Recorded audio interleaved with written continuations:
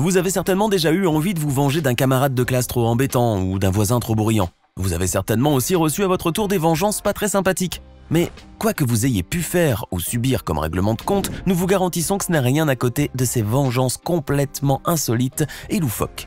Installez-vous confortablement, voici, rien que pour vous, les 10 vengeances les plus surprenantes que vous n'ayez jamais vues. Si la vengeance est un plat qui se mange froid, j'en connais certains qui mangeront du surgelé ce soir. Mais avant de commencer, saurez-vous répondre à la question suivante? Quel est le plus long fleuve coulant sur le territoire de la France?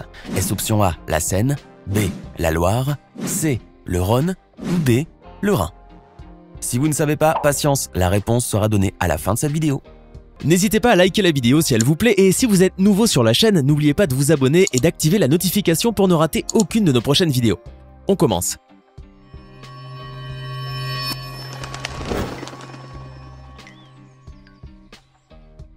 Quelle idée d'aller réveiller un chien paisiblement endormi en l'agressant sauvagement. En revenant chez lui, à Chongqing, un conducteur chinois a eu la très mauvaise idée d'aller réveiller un chien errant qui dormait là où il avait l'habitude de parquer sa voiture. Et pour le faire, il ne s'y est pas pris avec élégance. En effet, en voyant le pauvre chien endormi à cet endroit-là, il est sorti de sa voiture et s'est précipité vers lui pour le frapper et ainsi le faire fuir. Mais malheureusement, le chien avait très bonne mémoire et le lendemain, il est revenu accompagné d'une meute d'autres chiens pour régler ses comptes avec le conducteur. Déterminés, ils se sont tous mis à mordre la carrosserie de la voiture et à abîmer ses essuie-glaces en réponse à l'injustice que leurs compagnons avaient subie injustement la veille. C'est ce qui s'appelle être d'une humeur de chien. Voici l'une des vengeances les plus glaçantes de tous les temps. C'est l'histoire d'un couple a priori sans problème majeur. Enfin, c'est ce que l'on pensait. John Wayne Bobbitt et Lorena Leonore Gallo Bobbitt sont deux Américains qui se sont mariés en 1989 et dont l'union s'est plutôt très mal terminée en 1995 au tribunal. Non, ce n'était pas pour divorcer à l'amiable comme les autres couples du monde, il s'agissait cette fois d'une affaire plutôt sanglante. Afin de mettre un terme à la violence conjugale qu'elle subissait de la part de son mari, Lorena Bobbitt a un jour simplement coupé l'attribut masculin de son mari avec un couteau de cuisine. C'est sûr que comme ça, c'est radical. Cette histoire s'est passée en Virginie, à 50 km de Washington, dans la nuit du 23 juin 1993, aux alentours de 4 heures du matin. Lorsque Lorena Bobbitt s'est levée pour aller boire un verre d'eau dans la cuisine, elle a été attirée par un couteau long de 20 cm. Machinalement, elle s'en est saisie et s'est dirigée vers la chambre, là où dormait profondément son mari. D'un geste sec, elle lui a alors tranché son attribut et a pris fuite au milieu de la nuit, dans un état complètement second. Lorsqu'elle a repris ses esprits, quelques minutes plus tard, elle s'est rendue compte qu'elle tenait toujours dans la main le membre de son mari et l'a alors balancé à travers la fenêtre de la voiture. Semblant regretter son acte, elle est ensuite allée chez une amie pour prévenir la police. Pendant ce temps-là, John Wayne, terriblement souffrant, s'est fait conduire à l'hôpital par un ami. Les pompiers se sont mis à chercher l'organe au milieu de l'obscurité et ont fini par le retrouver après de longues heures de recherches intensives. John a ensuite subi une lourde opération de 10 heures pour se faire remettre le membre viril à sa place.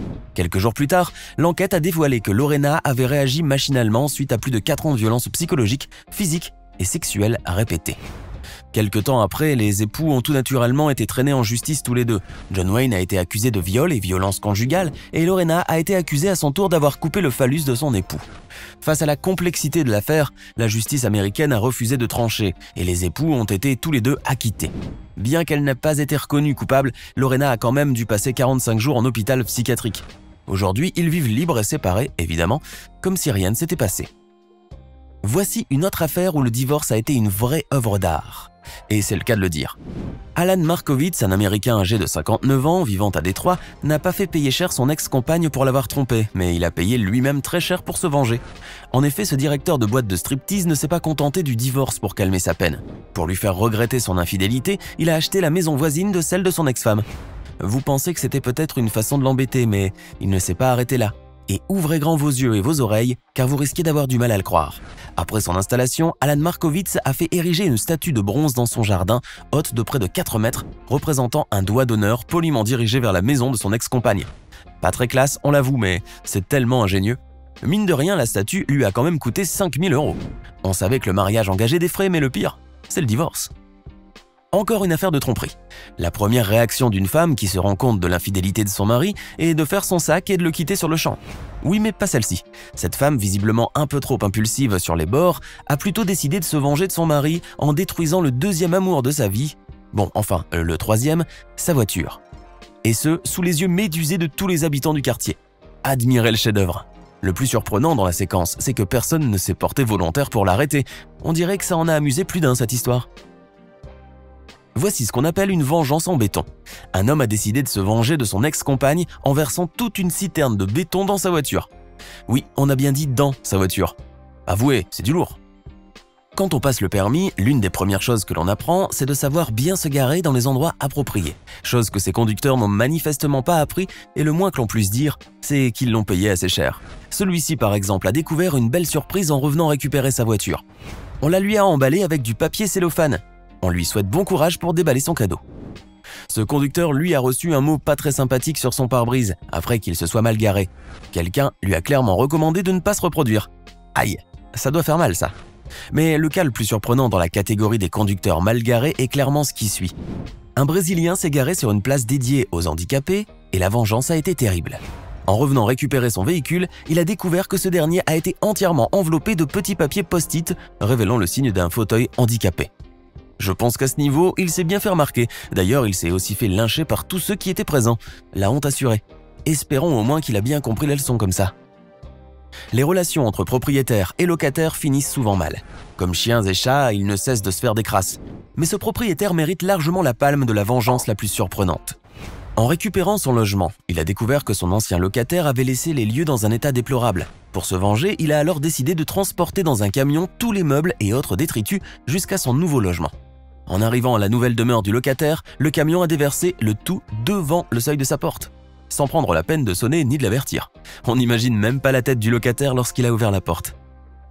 Cette vengeance est de loin la plus hilarante et la plus incroyable du monde. Au Canada, un chanteur nommé Dave Carroll s'est vengé de la manière la plus subtile de toute une compagnie aérienne en poussant la chansonnette. Non, ce n'est pas une blague. Alors qu'il était en voyage à bord d'un avion de la compagnie aérienne United Airlines, Dave Carroll s'est rendu compte à son arrivée que sa chère guitare Taylor d'une valeur de 3 500 $ a été complètement détruite par des bagagistes. Ne parvenant pas à se faire dédommager par la compagnie, malgré les innombrables requêtes, le chanteur n'a rien trouvé de mieux que de se venger en chanson. Ainsi, il a diffusé sur le net un clip musical en faisant de la mauvaise publicité pour la compagnie. Et devinez quoi, ça a marché. Il a ensuite été joint à 2 reprises par la compagnie pour trouver une solution aux différends. Il est arrivé à ses fins en chantant, comme quoi, pas besoin d'être méchant pour autant. Lorsque les chauffeurs d'autocars se mettent tous d'accord pour se venger d'un chauffeur de voiture, ça donne ça. Regardez. En Chine, cet homme a injustement pris une place de parking réservée aux autocars pour s'y garer. Pire que ça, en se garant maladroitement sur la ligne de séparation, il a pris la place non pas d'un seul, mais de 2 autocars. Chose qui a légèrement énervé nos amis routiers. Pour se venger, ces derniers ont alors décidé de cerner l'automobiliste en l'emprisonnant et en l'empêchant ainsi de repartir. On doit dire que c'est simple mais très efficace. D'après vous, quel est le comble pour un voleur? C'est de voler un ordinateur à un geek. Et devinez quoi, ça s'est réellement produit. L'histoire est hilarante, mais la vengeance, on vous laisse savourer. Mark Bao, un jeune homme âgé de 19 ans, étudiant à l'université de Bentley à Waltham dans le Massachusetts, s'est fait voler son MacBook Air lors d'un moment d'inattention. Sauf que le voleur a mal ciblé sa victime, car Mark était un pro en informatique. Vous l'aurez compris, il n'aura pas fallu longtemps au jeune homme pour remonter jusqu'à son voleur, grâce à certaines fonctions de son ordinateur. Les geeks comprendront. Et là, il a découvert que le voleur en question a eu l'ingénieuse idée de se prendre en vidéo en train d'effectuer une chorégraphie ridicule sur un remix de Make It Rain de Tyga. Un voleur professionnel, on a dit. Il a ainsi pu identifier le voleur, il s'agissait en réalité d'un étudiant qui vivait dans la même résidence que lui. Mais attention, il n'a pas fait que porter plainte auprès de la police. Il a fait mieux encore. Mark a posté la fameuse vidéo sur YouTube, histoire de le ridiculiser à l'échelle mondiale. On ne sait pas ce qui est le plus ridicule dans l'affaire. Est-ce le fait qu'il ait été reconnu comme le présumé voleur ou le fait qu'il ait dansé comme un pied devant toute la planète? Voici maintenant le roi du spam, Alan Ralski. Alan était un entrepreneur américain et maîtrisait parfaitement bien le spam dans les années 2000. Il avait 190 serveurs disséminés aux 4 coins de la Terre. Chacun d'entre eux était capable d'envoyer jusqu'à 65 000 emails par heure. C'est énorme.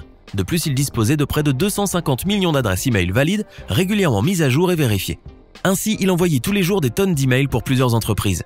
Avec le temps, il est devenu extrêmement riche. En effet, il a pu s'acheter une très belle villa de 743 mètres carrés et mener une vie somptueuse. Il pouvait vraiment avoir tout ce qu'il désirait puisqu'il était devenu millionnaire. Mais il n'allait pas s'en sortir comme ça. Un jour, une personne a réussi à trouver l'adresse physique du roi du spam. Et il n'a pas fallu longtemps pour qu'Alan Ralski se trouve dans l'œil du cyclone. En effet, à son insu, ses coordonnées postales ont fait leur apparition dans un nombre incalculable de bases de données marketing. Quelques jours plus tard, sa boîte aux lettres s'est retrouvée inondée d'offres spéciales, de catalogues, de concours, etc. Ainsi, le grand spammeur s'est retrouvé lui-même spammé. Fou de rage, Alan s'est exprimé en disant que c'était du harcèlement. ce qui a été bien amusant pour tous ceux qui s'étaient fait spanner par Alan Ralski. Alors, qu'avez-vous pensé de ces vengeances insolites? Auriez-vous fait pareil dans de telles situations? Dites-nous ce que vous en pensez dans les commentaires. Et au fait, avec plus de 1000 km, 1013 km pour être exact, la Loire est le plus long fleuve de France. Elle prend source au Mont-Gerbier de Jonc, dans les montagnes d'Ardèche, et finit dans l'océan Atlantique en formant un estuaire. D'un côté de l'estuaire, la ville de Saint-Nazaire, de l'autre, celle de Saint-Brevin-les-Pins. J'espère que vous avez été nombreux à trouver la bonne réponse. Hey! Savez-vous que nous avons des centaines d'autres vidéos disponibles pour vous? Commencez immédiatement une nouvelle vidéo en cliquant sur l'une de ces deux propositions et à demain, même heure, même chaîne pour de nouvelles découvertes.